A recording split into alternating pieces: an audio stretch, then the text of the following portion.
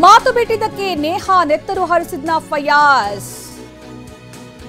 ಕಾರಾಗೃಹದ ಸಿಬ್ಬಂದಿ ಬಳಿ ಕೊಲೆ ರಹಸ್ಯ ಹೇಳಿದ್ದಾನೆ ಆರೋಪಿ. ವಿದ್ಯಾರ್ಥಿನಿ ನೇಹಾ ಹತ್ಯೆ ಪ್ರಕರಣಕ್ಕೆ ಸಂಬಂಧಪಟ್ಟಂತೆ ಇತ್ತೀಚೆಗೆ ಆರೋಪಿ ಫಯಾಜ್ ಕಾಲೇಜು ಬಿಟ್ಟಿದ್ದಂತೆ. ವಾರದ ಹಿಂದೆ ನೇಹಾಳನ್ನ ಮಾತನಾಡಿಸೋದಿಕ್ಕೆ ಅಂತ ಬಂದಿದ್ದಂತೆ. ನೇಹಾ ನಿನ್ನ ಜೊತೆ ಮಾತಾಡೋಕೆ ಇಷ್ಟ ಇಲ್ಲ ಅಂತ ಹೇಳಿದ್ಲಂತೆ.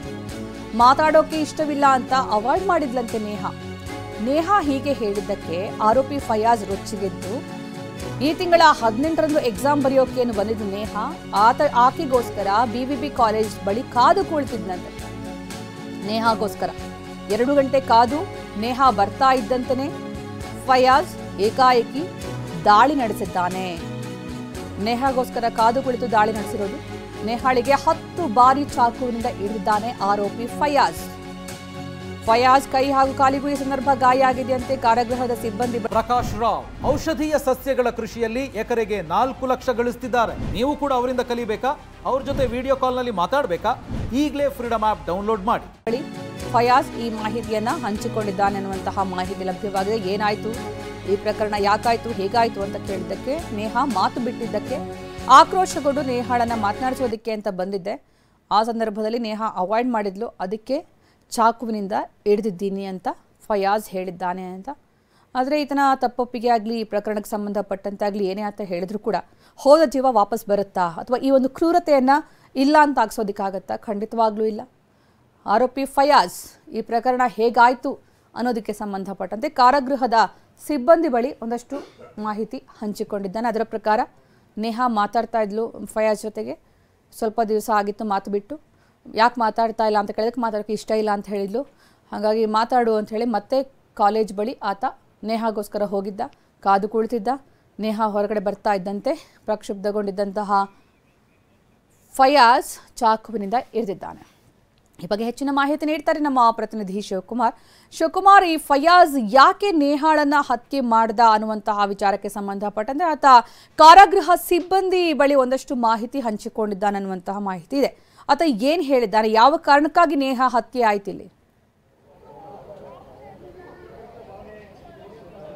ಸುಕನ್ಯಾ, ಪ್ರಮುಖವಾಗಿ ಇವತ್ತು ಹುಬ್ಳಿ ಧಾರವಾಡ ಮಹಾನಗರ ಪಾಲಿಕೆಯ ಸದಸ್ಯೆ ನಿರಂಜನ್ ಹಿರೇಮಠ ಅವರ ಮಗಳು ಕೊಲೆಯಾಗಿ 4 ದಿನ ಕಳೆದಿದೆ. 4 ದಿನಗಳ ಕಾಲ ಅವರ ಮನೆಯಲ್ಲಿ ನೀರವ ಮೌನ ಆವರಿಸಿದೆ. ನಾಡಿನ ಅನೇಕ ಗಣ್ಯರು, ಮಠಾಧಿಪತಿಗಳು ಅವರ ಮನೆಗೆ ಬಂದು ಸಾಂತ್ವನ ಹೇಳ್ತಿದ್ದಾರೆ. ಇದು ಒಂದು ಕಡೆ ಆದರೆ, ಈಗ ಸದ್ಯ ಕೊಲೆ ಮಾಡಿರ್ತಕ್ಕಂಥ ಆರೋಪಿ ಫಯಾಜ್ನನ್ನು 14 ದಿನಗಳ ಕಾಲ ನ್ಯಾಯಾಂಗ ಬಂಧನಕ್ಕೆ ಕೊಡಲಾಗಿದೆ. ಸದ್ಯ ಫಯಾಜ್ ಈಗ ಧಾರವಾಡ ಕೇಂದ್ರ ಕಾರಾಗೃಹದಲ್ಲಿದ್ದಾನೆ. ಅಲ್ಲಿರ್ತಕ್ಕಂತಹ ಕೆಲವು ಸಿಬ್ಬಂದಿಗಳ ಜೊತೆ ಆತ ಕೊಲೆಗೆ ಕಾರಣ ಮತ್ತು ಕೊಲೆ ಯಾಕೆ ಮಾಡಿದೆ ಅನ್ನೋದನ್ನ ಆತ ಮಾತನಾಡಿದ್ದಾನೆ. ಕಾರಾಗೃಹ ಸಿಬ್ಬಂದಿ ಜೊತೆಗೆ ಅಲ್ಲಿ ಮಾತನಾಡಿರ್ತಕ್ಕಂಥದ್ದು ಪ್ರಮುಖವಾಗಿ ಕೊಲೆಗೆ ಕಾರಣ ನೇಹಾ ಏನಿರ್ತಾಳೆ ಫಯಾಜ್ನನ್ನ ಅವಾಯ್ಡ್ ಮಾಡಿದ್ದು. ಫಯಾಜ್ ಮತ್ತು ನೇಹಾ ನಡುವೆ ಒಂದು ಸ್ನೇಹ ಇರುತ್ತೆ, ಸಂಬಂಧ ಇರುತ್ತೆ. ಕಳೆದ 6 ತಿಂಗಳಿನಿಂದ ನೇಹಾ ಅವಾಯ್ಡ್ ಮಾಡಿರ್ತಾಳೆ. ನೇಹಾ MCA ಎಕ್ಸಾಮ್ ಅನ್ನ ಬರೆಯಕ್ಕೆ ಹೋಗಿರ್ತಾಳೆ ಕಾಲೇಜ್ಗೆ. ಈಗ ಕೊಲೆ 18ನೇ ತಾರೀಕಿಗೆ ಆಗುತ್ತೆ.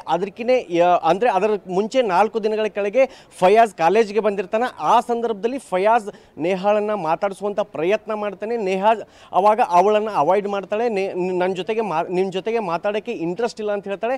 ಇದಕ್ಕೆ ಫಯಾಜ್ಗೆ ಸಹಜವಾಗಿ ಸಿಟ್ಟು ಬರುತ್ತೆ. ಅದೇ ಕಾರಣಕ್ಕೆ 18ನೇ ತಾರೀಕಿಗೆ ಎಕ್ಸಾಮ್ ಏನಿರುತ್ತೆ, ನೇಹಾ ಎಕ್ಸಾಮ್ ಬರೆಯೋಕ್ಕೆ ಕಾಲೇಜ್ಗೆ ಬಂದಿರ್ತಾಳೆ. ಆ ಸಮಯದಲ್ಲಿ 2 ಗಂಟೆಗಳ ಕಾಲ ಕಾಯ್ತಾನೆ. ಕಾದ ನಂತರ ಆತ ಸರಿಸುಮಾರು 10 ಬಾರಿ ನೇಹಾಳಿಗೆ ಚಾಕು ಇರತಕ್ಕಂಥದ್ದು. ಈ ಒಂದು ಕೊಲೆ ಆದ ನಂತರ ಆತನ 2 ಬೆರಳುಗಳಿಗೂ ಕೂಡ ಇಲ್ಲಿ ಗಾಯ ಆಗಿರ್ತಕ್ಕಂಥದ್ದು ಮತ್ತು ಜೊತೆಗೆ ಆತನ ಬಲಗಾಲಿಗೂ ಕೂಡ ಗಾಯ ಆಗಿದೆ. ಸದ್ಯ ಆತ ಈಗ 14 ದಿನಗಳ ಕಾಲ ನ್ಯಾಯಾಂಗ ಬಂಧನದಲ್ಲಿದ್ದಾನೆ. ಧಾರವಾಡ ಜಿಲ್ಲಾ ಕಾರಾಗೃಹದಲ್ಲಿದ್ದಾನೆ.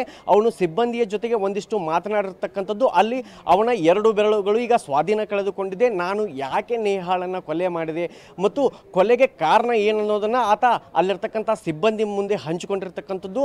ಅವನು ಯಾವಾಗ ನೇಹಾ ಅವಾಯ್ಡ್ ಮಾಡ್ತಾಳೆ ಅವಾಗ ಸಹಜವಾಗಿ ಆತನಿಗೆ ಸಿಟ್ಟು ಬರುತ್ತೆ. ಇದನ್ನೇ ಒಂದು ರಿವೆಂಜ್ ರೀತಿಯಲ್ಲಿ ಆತ ತೆಗೆದುಕೊಂಡಿರ್ತಾನೆ.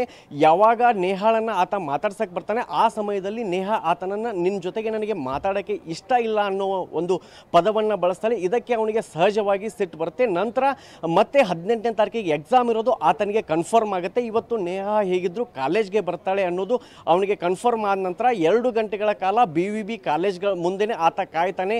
ಎಕ್ಸಾಮ್ ಬಿಟ್ಟು ಬರುವ ಸಂದರ್ಭದಲ್ಲಿ ಆ ಸ್ಟೆಪ್ಗಳನ್ನು ಇಳಿದುಕೊಂಡು ಬರುವ ಸಂದರ್ಭದಲ್ಲಿ ನೇಹಾಳಿಗೆ ಆತ ತನ್ನಲ್ಲಿರ್ತಕ್ಕಂಥದ್ದು ಚಾಕುವಿಂದ 10 ಬಾರಿ ಚಾಕುವಿಂದ ಇರಿದು ಆತನನ್ನು ಕೊಲೆ ಮಾಡಿರ್ತಕ್ಕಂಥದ್ದು ಸುಕನ್ಯಾ. ಓಕೆ, ಧನ್ಯವಾದ ಶಿವಕುಮಾರ್.